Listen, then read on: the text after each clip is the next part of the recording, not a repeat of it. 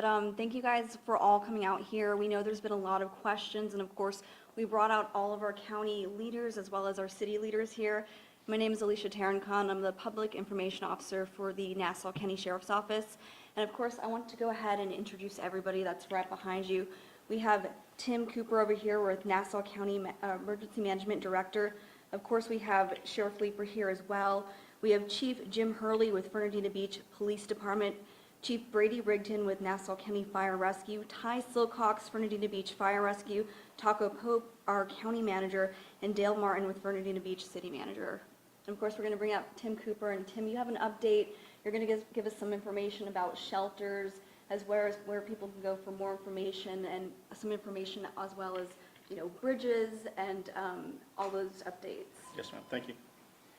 Good afternoon, everyone, and thank you all for being here and helping share our information, get it out to our citizens here in Nassau County. Currently, our EOC is at a level 1 activation. What that means to our community is personnel will be on site here at the EOC 24 hours a day until this event is stabilized. As with any emerging situation, we will be prepared to make immediate decisions that could affect the health, welfare, and life safety to our community. Due to the dynamic forecast of Hurricane Ian, at 8 a.m. this morning, the evacuation for Zone A Alpha and Zone D Delta were implemented. This time frame allows for persons living in those zones to evacuate. We still have significant storm surge and rain in the forecast for Nassau County. I want to speak on shelters for just a moment. As of noon today, we opened 2 shelters in Nassau County, a special needs shelter at Hilliard High School, 1 Flashes Avenue, Hilliard, Florida, and a general population and animal shelter at Callahan Middle School at 450121 Old Dixie Highway, and that is in Callahan, Florida. We do have sandbag operations going at this time. We plan to continue those sandbag operations till 7 p.m. tonight. The sheriff gets most of the questions about road and bridge closures, so I'm going to let, he's going to speak to that in just a moment. And I want to get a strong emphasis to our community on storm surge. It has been preached in South Florida. If you look at the maps, we have concern for storm surge. I don't want anyone in our community to get into a lull that this thing is pushing offshore. That is not changing our storm surge forecast. Please heed to our warnings. At this point, I'll go ahead and pass it on to Sheriff Leeper. Good afternoon. I'm going to talk about some safety issues that our citizens need to be aware of. Of course, everybody asks about the bridge.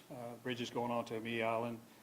Certainly, we could shut them down periodically if winds are sustained 39 miles per hour or above, and we will reopen if those winds subside. So unless we get hurricane force winds of 75 miles per hour or more, which we don't expect, we will shut the bridge down totally, and it'll have to be inspected afterwards. But as long as the winds don't get that bad, we'll be shutting down periodically. Of course, timing is everything. Nothing is exact.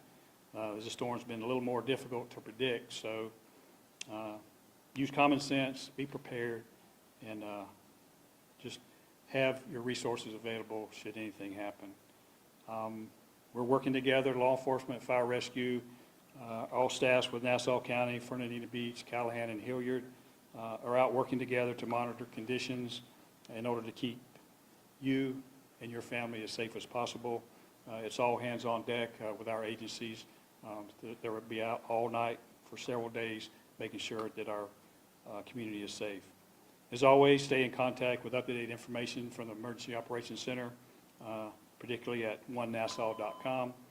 And right now, Nassau County beaches will be closed effective 8 a.m. in the morning. Of course, we have deputies and officers monitoring those conditions, and they could close earlier than that. And then they will be reopened when it's safe to do so.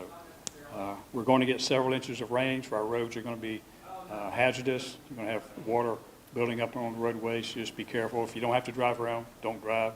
Stay in a safe place until we ride this thing out. Conditions should subside after Friday, probably Saturday.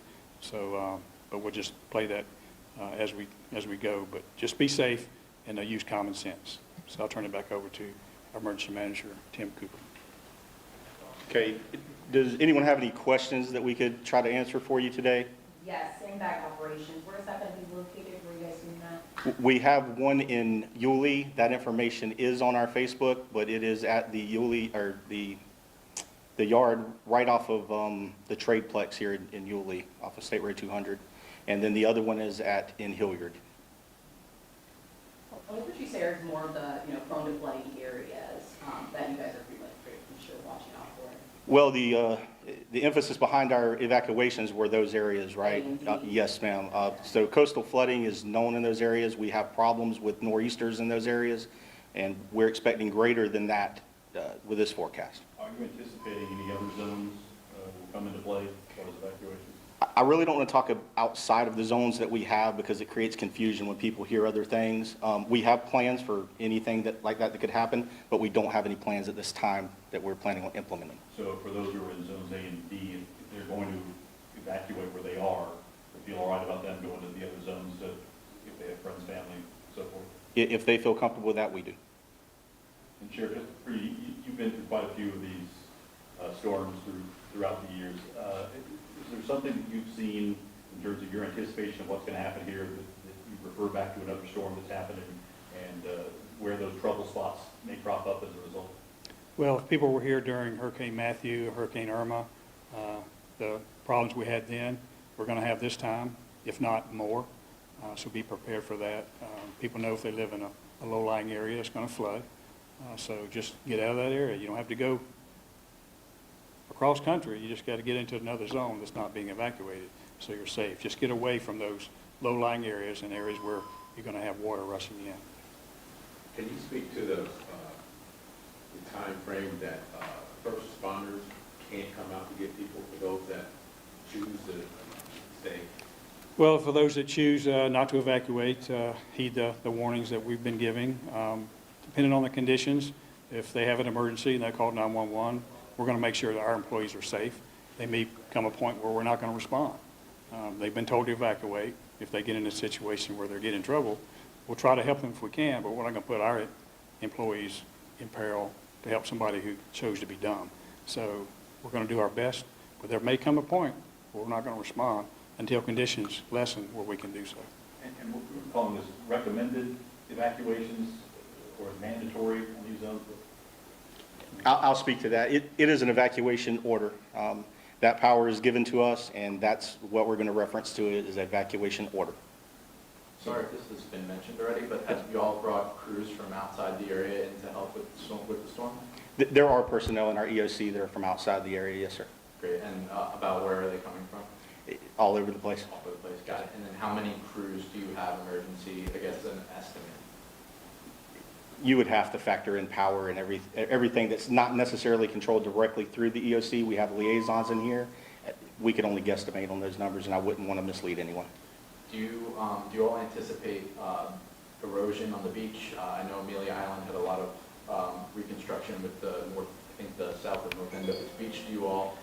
Are you monitoring that? Are you concerned about that? Yes, and the sheriff has deputies that are going to be on the beach monitoring that, and we do expect that with this type of storm surge. That is well within the forecast. Any other questions? Well, thank you guys for coming down. Thank you. So you've been listening there to the emergency operations manager and the sheriff in Nassau County, and I want to recap what they just told us for our folks in Nassau County. If you live in evacuation zone A or evacuation zone D, D is in dog, now is the time to evacuate. They say that there may become a point during the storm where first responders simply won't be able to come help you if conditions are too treacherous. So if you're in zone A or zone D, evacuate. You are in evacuation order. And I want to go over those two shelters that have opened as of noon today in Nassau County. The special needs shelter is at Hilliard Middle Senior High School, and the general population pet-friendly shelter is at Callahan Middle School. Now, we just heard the sheriff say that sandbag operations are going to continue tonight until 7 o'clock. If you want to go fill some sandbags, you can go in Yulee to the Yulee Road Department Yard or in Hilliard to the Hilliard Road Department Yard. Sheriff Leeper reminding us that if winds reach 39 miles per hour sustained, then bridges could temporarily be shut down. Nassau County beaches are going to close down at 8 a.m. tomorrow. There's a chance they could close sooner. That's all just going to depend on what we're experiencing weather-wise.